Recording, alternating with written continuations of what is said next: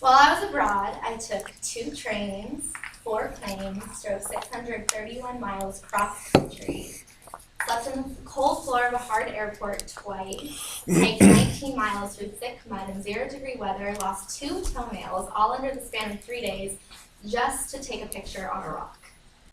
With today's social media culture, it's easy to get wrapped up in the social significance of the moment instead of actually valuing being present in the moment itself. It is easy to value the picture over the experience. On my Instagram, you'll see me sitting on a rock, looking over a fjord in northern Norway. But you won't see the frustrations, hard work, dedication, and exhaustion that it took to get there. All this to say, I learned a really hard lesson about what it means to live in the moment on the top of a mountain in Oslo, Norway.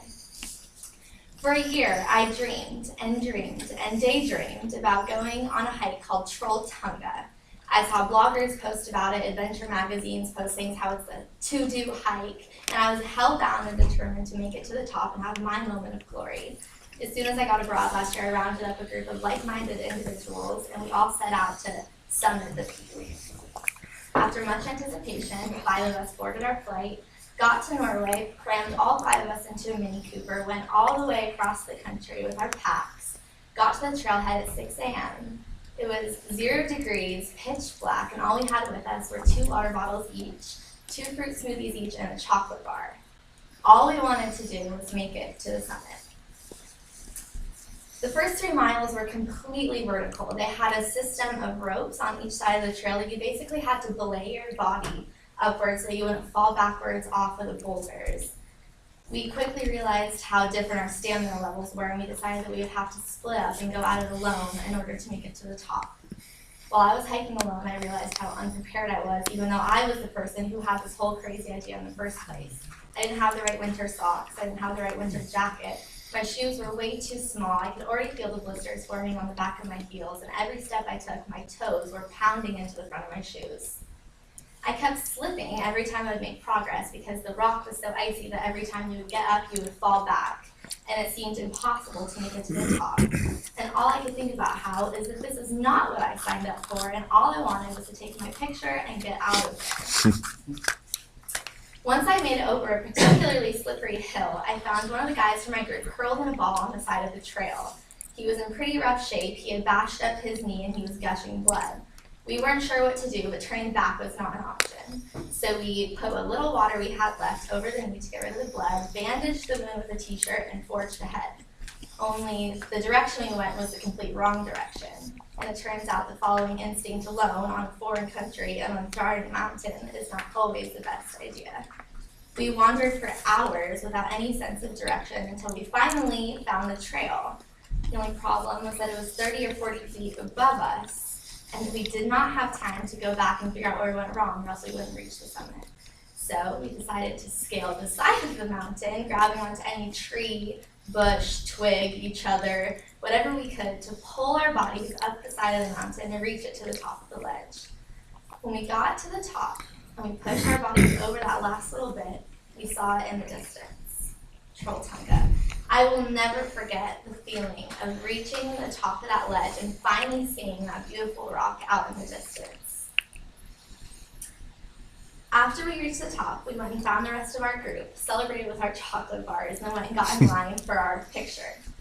When it was my turn to take the picture, I took the first step onto the rock and realized with a sinking heart that every expectation I had for that moment had completely failed me.